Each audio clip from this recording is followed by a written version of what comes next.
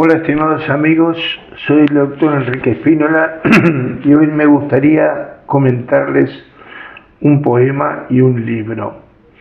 Hace ya un par de años que tenía pensado escribir un libro de poemas épicos e históricos. Ustedes saben que la poesía épica e histórica es otra de las formas poéticas de manifestación de los sentimientos, de los pensamientos, pero más que nada de la comunicación de hechos históricos de una forma que llegue de corazón a corazón, de una forma poética y de una forma que intervengan fundamentalmente los sentimientos para ponernos en el lugar del personaje de la historia.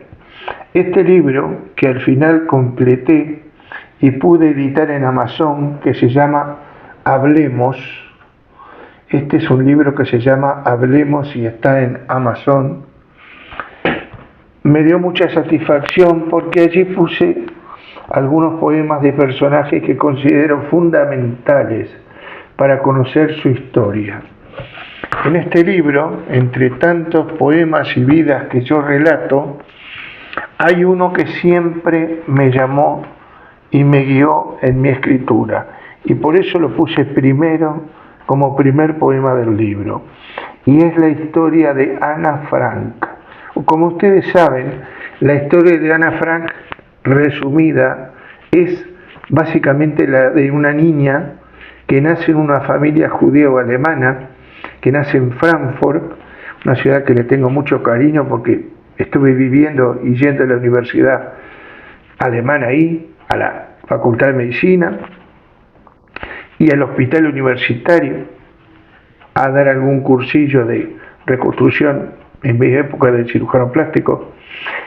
Pero básicamente nace Ana Frank en el año 1929 en Frankfurt.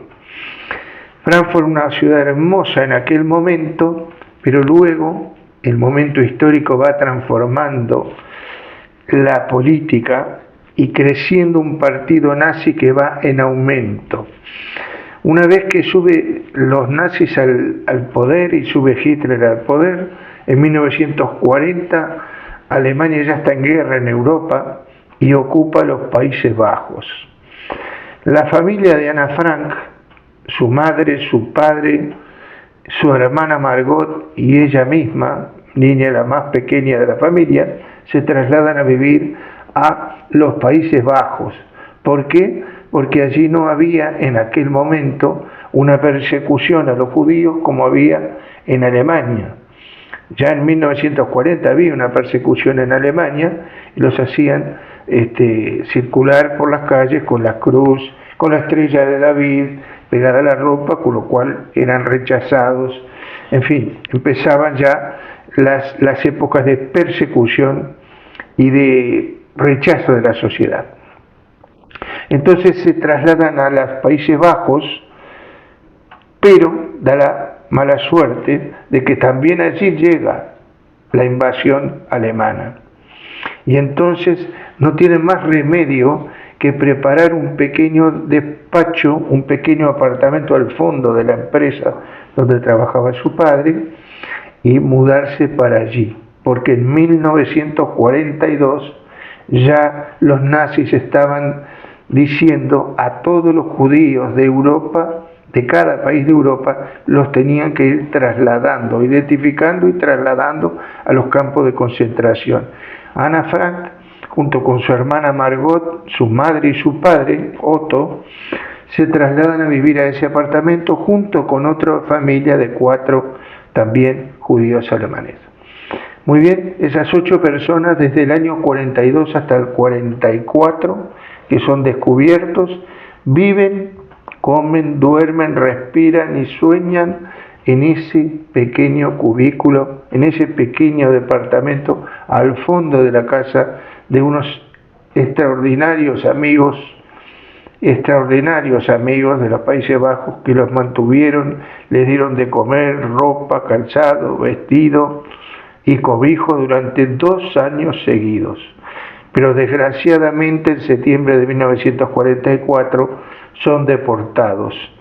En primer lugar hacia Auschwitz. Auschwitz era un campo de concentración en Polonia, y al mes siguiente las mujeres se iban a trabajos, habían clasificado a las mujeres para trabajos forzados.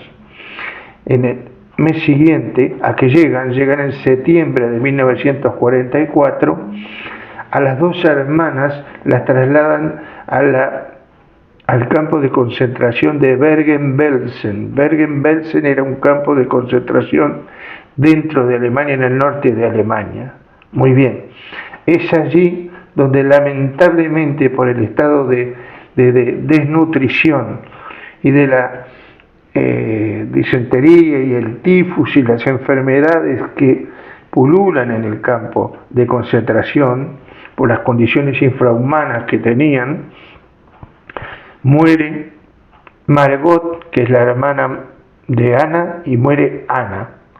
Margot, 2 años mayor que Ana, una niña de 15 años que fallece de tifus. Cuando termina la guerra, muy poco tiempo después, ya estamos hablando de 1945, el único que sobrevive de la familia es Otto, y Otto, el papá, vuelve a Países Bajos y ahí recibe en sus manos un cuaderno, un diario, el diario de su hija, que las personas que habían quedado allí en esa casa lo encuentran y se lo entregan.